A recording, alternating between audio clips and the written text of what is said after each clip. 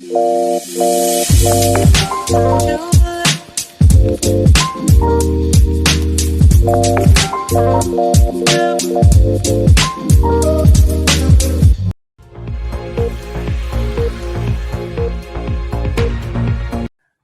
नमस्कार, मैं हूं शैलेंद्र सिंह और आप देख रहे हैं हमारा YouTube चैनल शब्द शब्द शैलेंद्र सिंह।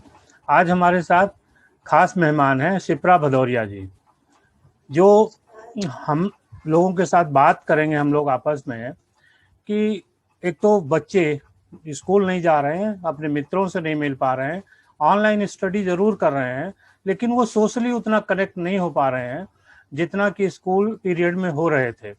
तो इसका उनके ऊपर क्या प्रभाव पड़ रहा है। साथ ही साथ वो महिलाएं जिनके पति बाहर हैं और कई कई महीनों से बाहर हैं इस कोविड पीरियड में भी, तो उनकी चिंताएं अलग हैं, कहाँ हैं, कैसे हैं, कनेक्ट रहते हैं लेकिन उसके बाद भी परिवार से मिल नहीं पाते, क्योंकि शिप्रा जी के हस्बैंड खुद जो है वो मर्चेंट नेवी में है, तो इस बात को वो बेहतर तरीके से बता सकती है। तीसरा एक जो बहुत महत्वपूर्ण मुद्दा है वो पेट्स का है, जो घरों में है उनको भी बाहर नहीं निकलने को मिल रहा है, वो भी एक तरीके से कैद होकर रह जा रहे हैं, तो उनके बारे में भी लोग नहीं सोच पा रहे हैं। स्ट्रीट डॉग के बारे में, स्ट्रीट जो उनके बारे में लोगों को लगता है कि इनको खाना मिल जाना चाहिए, वो फिर भी घूम रहे हैं, लेकिन जो पेट्स हैं जो घरों में हैं वो एक तरीके से कैद हो गए हैं। तो शिप्रा जी, सबसे पहले आपका बहुत बहुत स्वागत है।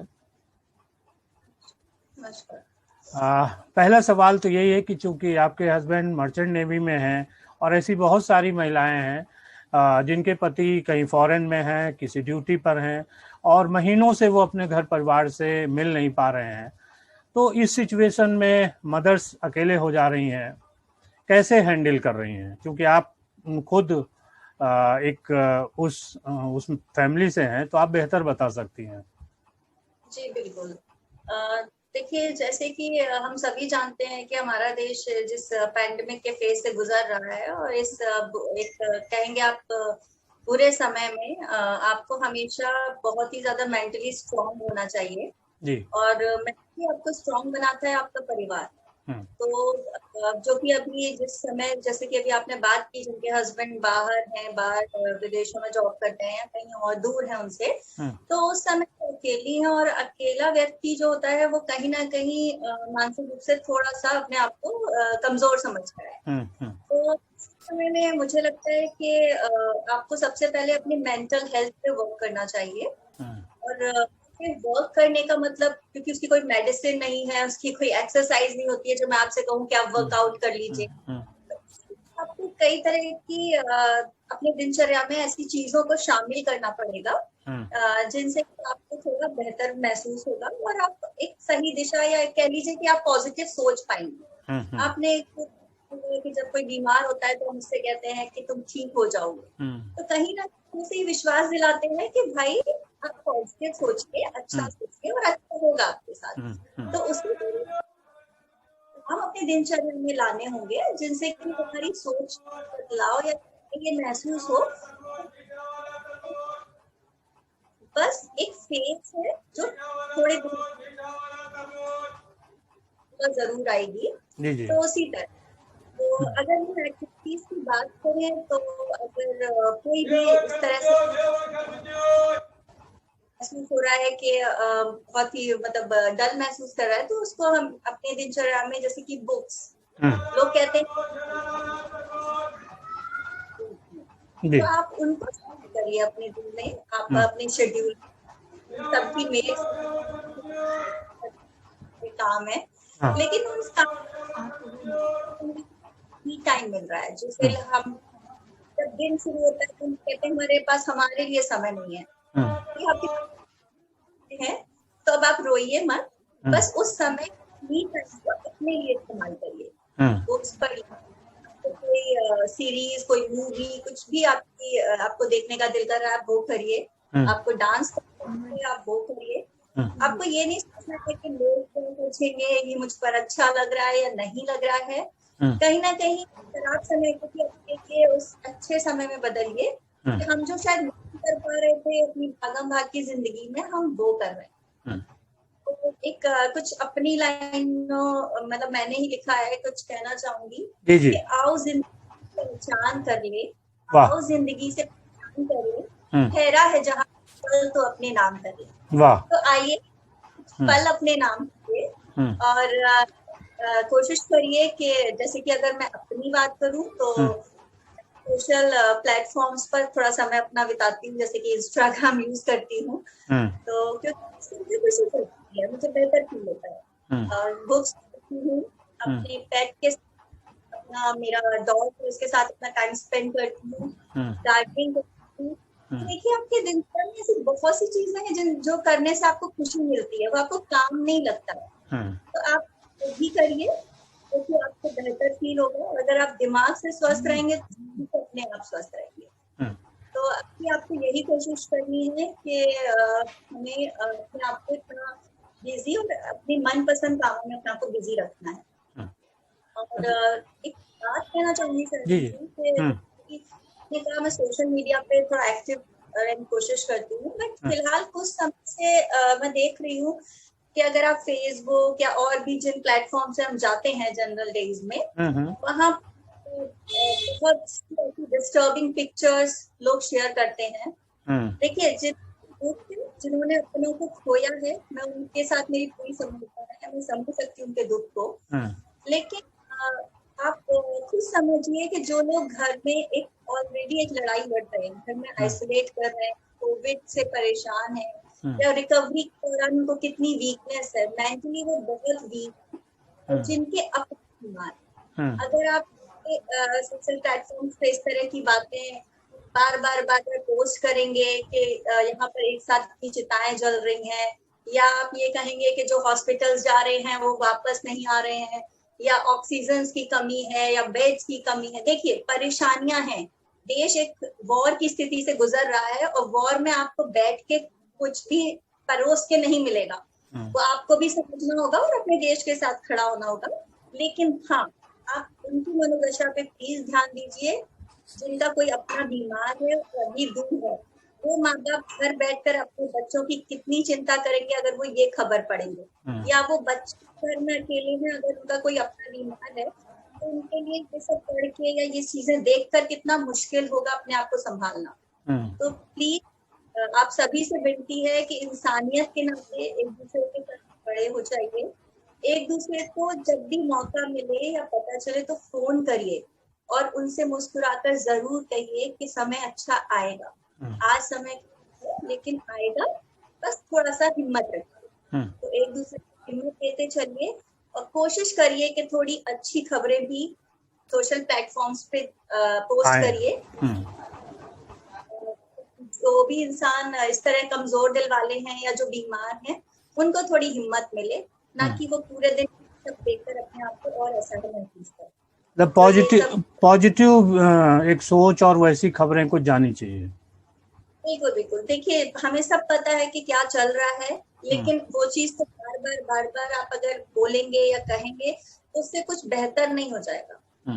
तो ये फिलहाल उन लोगों का भी ध्यान रखना है जो इस लड़ाई से गुजर रहे हैं या जो मेंटली भी, बहुत लोग हैं देखिए फिजिकली वो फिट है तो से दूर है, लेकिन कहीं ना कहीं मेंटली बहुत कमजोर है। अगर वो उनकी फैमिली उनके पास नहीं है तो आपको उनकी मेंटल हेल्थ पे भी ध्यान देना होगा जी। तो मतलब सभी से विनती है कि हमें एक दूसरे के साथ खड़ा होना है, एक दूसरे को पीछे नहीं रखेगा। अच्छा, दूसरी बात जो थी कि जो बच्चे हैं उनको अपना एक माहौल नहीं मिल रहा, स्कूल नहीं मिल रहा, पार्क नहीं मिल रहे, उनके दोस्त नहीं मिल रहे हैं, ऑनलाइन या फोन में या गेमिंग में वो कितनी देर रहें, और जितना वो बिजी रह रहे हैं उसके अपने भी कुछ साइड इफेक्ट्स हैं। तो इसको कैसे, क्योंकि आप भी बच्चों को हैंडल कर रही हैं, तो किस तरीके से ले रही हैं, कैसे बच्चों को समझा रही हैं? देखिए शरण जी के जैसे कि हम माएँ जो हैं मतलब जैसे मेरे जानने में बहुत सारे ऐसे मेरे दोस्त या मेरे रिश्तेदारों में छोटे बच्चे हैं, तो जब भी मैं फोन करती हूँ या पूछती हूँ तो उनका यही जवाब होता है ऑनलाइन क्लासेस में बिजी हैं। तो माँ के लिए बढ़िया है जो वो डांट कर बिठाती थी, वो अब उन्हें नहीं बिठाना पड़ता है, बच्चा घर में भी है, बच्चों के सामने वो बिजी है क्योंकि उसके कुछ काम है। लेकिन देखिए आप खुद हम खुद अपने समय में जब स्कूल गए हैं तो हमने देखा है कि हम स्कूल में सिर्फ पढ़ाई तो नहीं करते थे।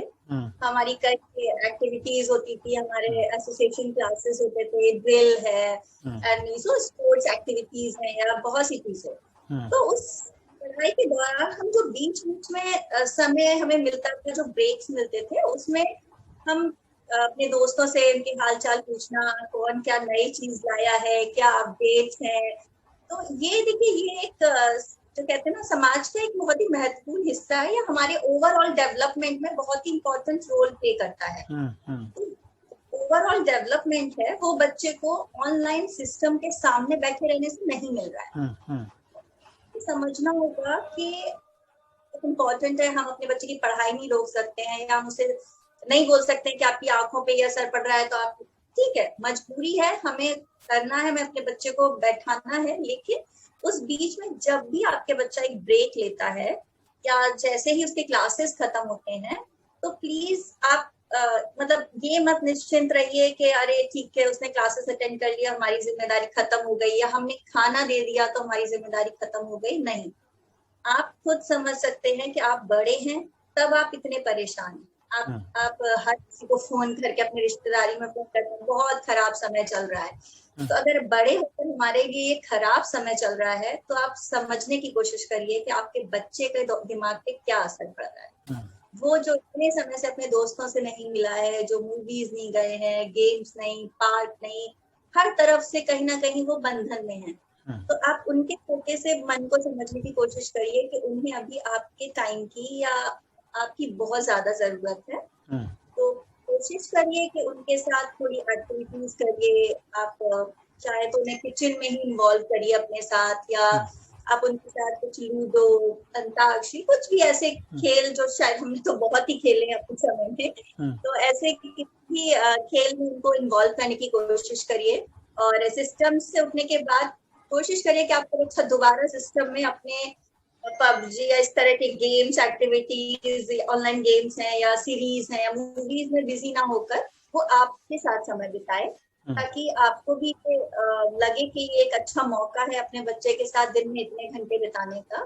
तो उनकी ओवरऑल डेवलपमेंट या मेंटल हेल्थ पे आपको भी बहुत वर्कआउट करने की जरूरत है।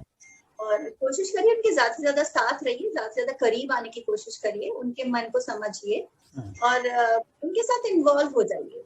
तो उससे कहीं ना उन्हें भी बेहतर ये लगेगा कि हाँ, वो अभी अपने घर पर हैं। तो आपको ये महसूस कराना बहुत जरूरी।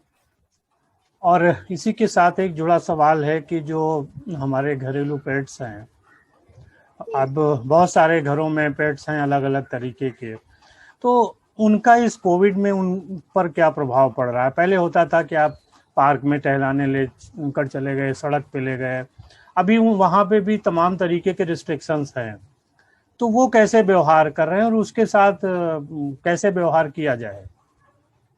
शैलेन जी, अगर पेट्स की बात करें तो मैं तो आपको अपनी आप बीती ही बता सकती हूँ।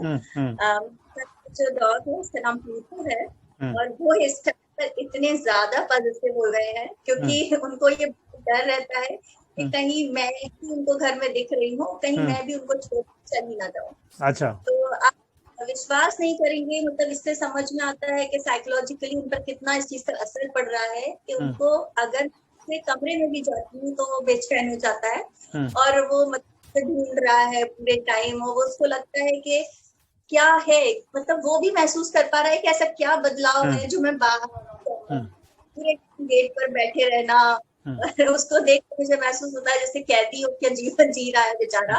तो आप समझिए कि इंसान अगर इस चीज से गुजर रहा है, तो ये मासूम जानवर जो अपनी तकलीफ बोल भी नहीं पा रहे हैं, लेकिन वो भी इस चीज को महसूस कर रहे हैं कि कोई तो बात है, कोई तो बात है। ये पूरे टाइम सिर्फ यही हमको दिख रही है ना, कोई हाउस हेल्प, और कोई आ भी नहीं रहा है क्योंकि बाहर से भी लोग नहीं आ रहे हैं।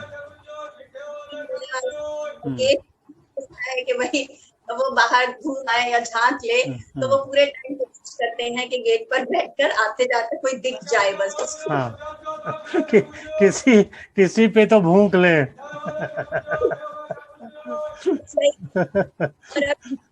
की बात की तो कहीं स्ट्रीट डॉग्स घूम तो जरूर पा रहे हैं, लेकिन बेचारे वो भी परेशान हैं, क्योंकि थोड़ी ही दूरी पर एक स्ट्रीट डॉग्स हैं कुछ, तो उनको हम लोग कोशिश करते हैं कि जब भी शाम को वॉक पे निकले तो निकले लेते जाएं या कुछ डाल कर आए।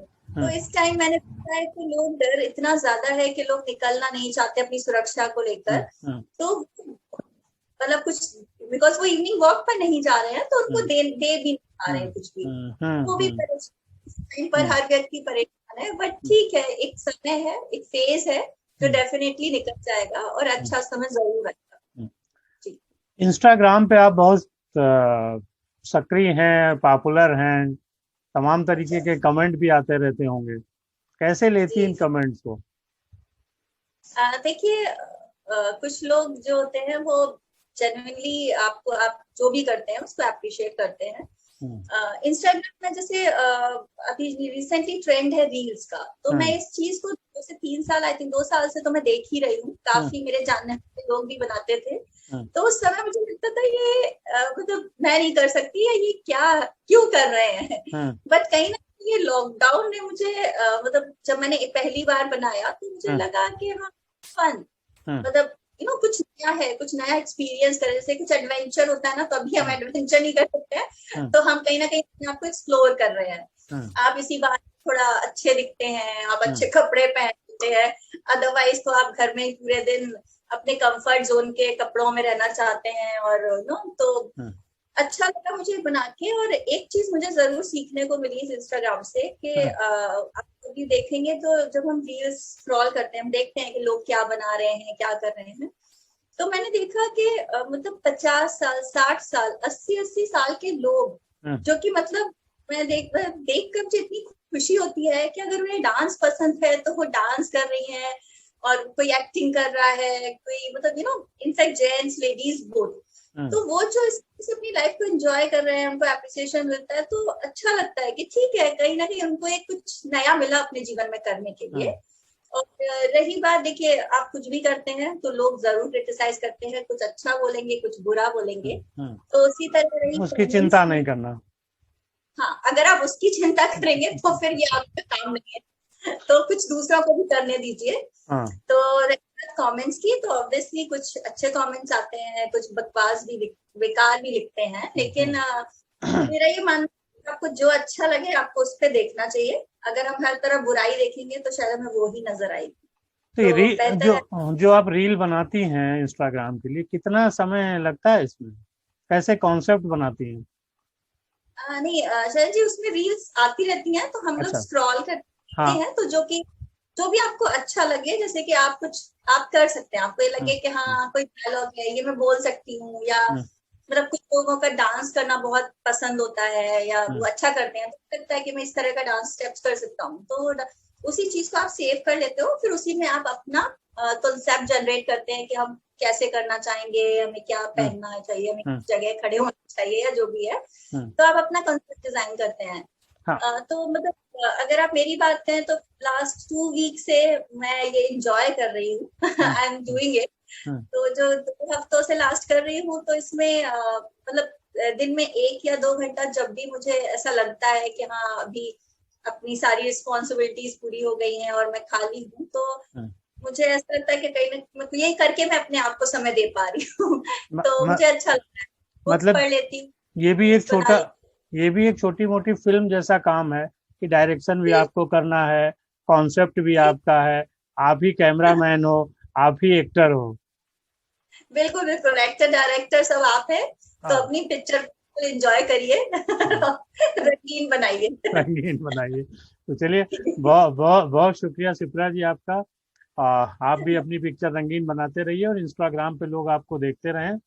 साथ ही साथ हमारी ये बातचीत कैसी लगी साथियों बताइएगा, और आप शिप्रा जी की तरह आप भी इंस्टाग्राम पे सक्रिय होइए, अपनी रील बनाइए, मनोरंजन करिए और अपने समय का सदुपयोग करिए।